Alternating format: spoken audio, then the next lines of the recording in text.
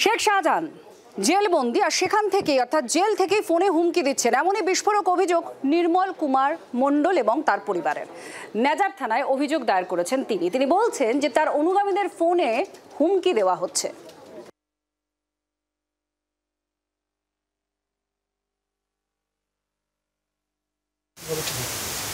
শেখ শাহজাহান জেলের থেকে হুমকি দিয়েছে মফিজুল মোল্লার ফোন থেকে। মফিজুল মোল্লা এসব ফোনটা ধরিয়ে দিয়ে বলছে এনে কথা বল। আমি বলি কার সঙ্গে কথা বলবো? বলে শেখ শাহজাহানের সঙ্গে। আমি বলি কেন? বলছে অনেক কেউ কথা বলবে।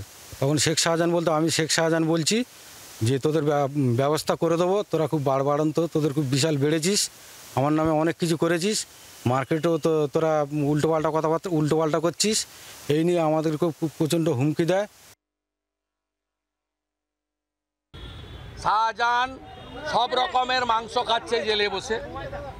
শাহজাহান জেলে বসে সব করছে। তাকে মোবাইল ফোন দেওয়া হয়েছে। পশ্চিমবঙ্গ থেকে শাহজাহান পার্থ অনুব্রত তিহারে ছিল, কষ্টটা বুঝেছেন। বাকি সুদীপ ব্যানার্জি 4 মাস ভুবনেশ্বরে ছিল, বুঝেছেন যন্ত্রণাটা কি। বাকি সব মামলা অন্য রাজ্যে সরানো হচ্ছে। বাংলার আওয়াজ, বাঙালির আবেগ, জি 24 ঘন্টা।